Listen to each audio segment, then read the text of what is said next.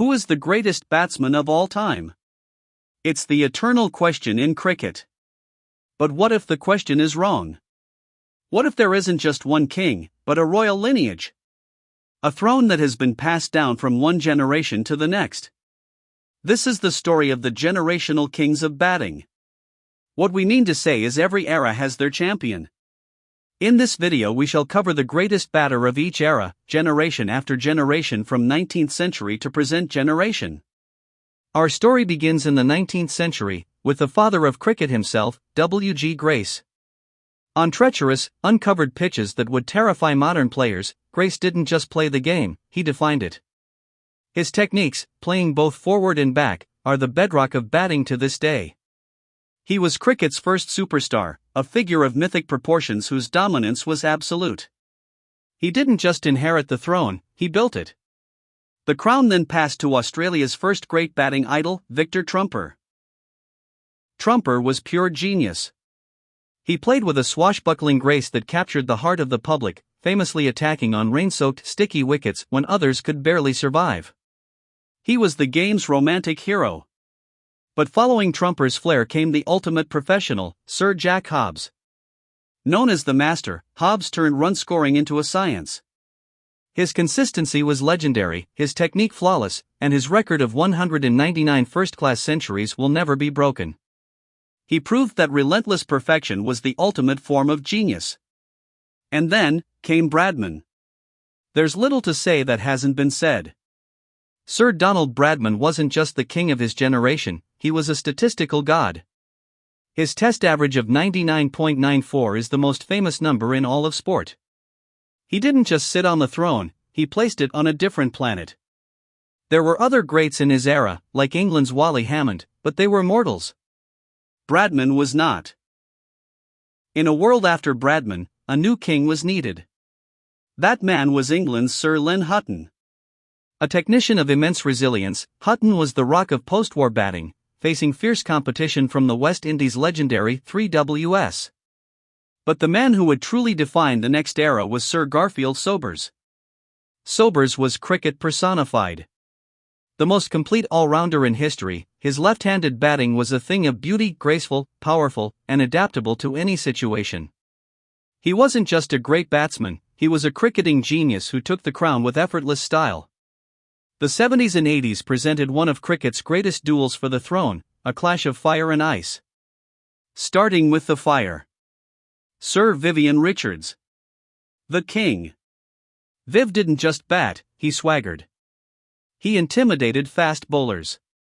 He changed the psychology of the game with sheer force of will. And then, the ice. India's Sunil Gavaskar. The little master was a titan of technique and courage. He was a master of Test cricket, the first man to climb the mountains of 10,000 runs in 30 centuries, all while facing the most terrifying pace attacks in history. So who was the true king? While Gavaskar was the undisputed master of the Test arena, it was Richards' dominance in both Test cricket and the new, explosive format of one-day internationals that made him the undisputed premier batsman of his time. He ruled across the board. Honorable mentions Greg Chappell, Alan Border, Javed Miandad. For the next 2 decades, the throne had only one occupant, Sachin Tendulkar. He was the most complete batsman since Bradman. He had no weakness against searing pace or mystifying spin. He carried the hopes of a billion people and delivered with superhuman consistency. He was the master of both Test and ODI formats. He had legendary competitors. Brian Lara, the genius with the higher, explosive peaks and world records. Ricky Ponting, the aggressive leader of an invincible Australian team. But for sheer, sustained excellence across 2 decades, Sachin was the undisputed king of his generation. And that brings us to the modern era. An era not of one king, but of a Fab Four all vying for the crown. First, an honorary mention for the great innovator, A.B. de Villiers. A true all-format genius who could do things no one else could even imagine. But the man who came to define the era, the true all-format monarch, was Virat Kohli. He took fitness, intensity, and a relentless hunger for runs to a new level. While AB was a genius, it was Kohli who ultimately wore the crown, producing a greater volume of runs and centuries to establish himself as the prime batter of his time. During his peak, he was simply unstoppable.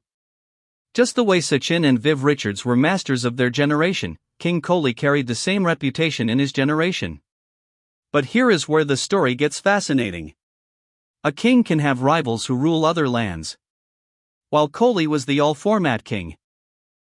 In the ultimate arena of Test cricket, two of his contemporaries were, arguably, his superiors. Australia's Steve Smith, with his bizarre technique and supreme batting average, became a Test match phenomenon. And England's Joe Root, the classical run machine, showed a relentless consistency in the five-day game. In the purest form of cricket, Smith and Root were, for many, the most superior batters to King Kohli. It was an era of a supreme monarch, with powerful lords ruling the Test kingdom. From Grace's invention to Trumper's flair. From Bradman's invincibility to Sachin's perfection. From Richards' swagger to Kohli's intensity. The batting throne has never been vacant for long. Each king brought something new, redefining greatness for their time. They are all part of a royal lineage, an unbroken chain of batting majesty. The only question that remains is, who is next to claim the throne? Let us know your thoughts in the comments below. Who did we miss? Who is your generational king? If you enjoyed this journey through cricket history, hit that like button, subscribe for more, and thanks for watching.